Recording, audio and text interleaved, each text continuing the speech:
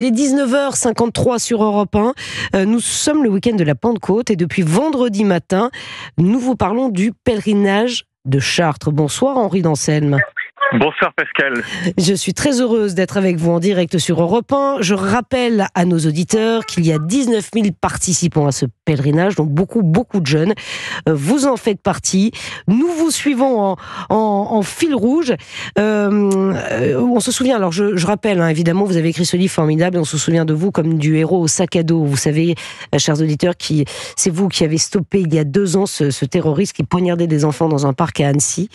Et vous avez également publié sur le chemin des cathédrales, voilà, chez Fayard. Alors vous êtes parti ce matin de Saint-Sulpice à Paris, direction Chartres. Vous en êtes tout à 19h53, Henri d'Anselme. On est parti effectivement, le rendez-vous est à 6h30 à Saint-Sulpice. Aujourd'hui, ce soir, on dort dans la vallée de Chevreuse, dans un petit village qui s'appelle Choiseul.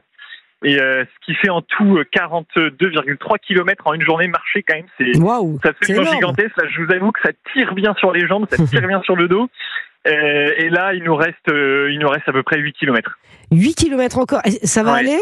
Ça va aller 8 km parce que là, vous en avez déjà pas mal dans les pattes, là. Oui, vous allez tenir. Il faut que ça aille, parce que si ça va pas, on peut pas dormir. Donc Bon, ben voilà, comme ça, il n'y a pas le choix, Henri d'Anselme. Vous faites ce pèlerinage chaque année. Est-ce que votre trajet change ?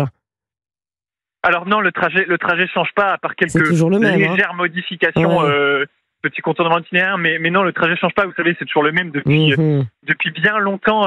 C'était Charles Péguy à l'époque qui avait fait le pèlerinage et qui a relancé cette tradition-là. Donc on suit à peu près toujours la même trajectoire. Quand on est à pied, d'ailleurs, on va souvent assez droit.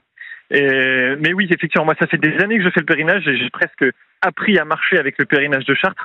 Et pour moi, c'est un inconditionnel de l'année, si vous voulez, de faire ce pèlerinage. Mais c'est un rendez-vous extrêmement important. Est-ce que vous pouvez partager peut-être avec les auditeurs d'Europe 1 ce temps de marche ? Que faites-vous, Henri d'Anselme, quand vous marchez ?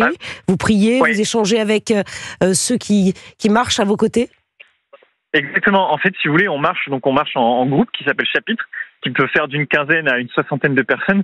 Et vous savez, en fait, un pèlerinage, le principe d'un pèlerinage, c'est pas comme une randonnée où la randonnée, on marche d'un point A à un point B géographiquement défini. Le pèlerinage, on marche d'un point A à un point B, mais en fait, la destination, elle n'est pas physique.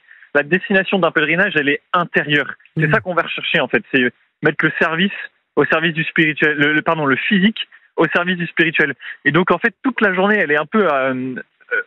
tout est organisé un petit peu pour ça. Donc, on a des moments de prière, des moments d'échange, des moments de joie, des moments de chant, des moments de partage, et aussi des moments d'enseignement avec on médite, on réfléchit sur la Bible, sur l'Évangile, tout ça.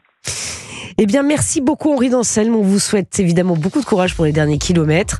Avant l'arrivée à l'endroit où vous allez pouvoir enfin dormir, bravo en tout cas pour cette marche. 19 000 participants donc au pèlerinage de Chartres.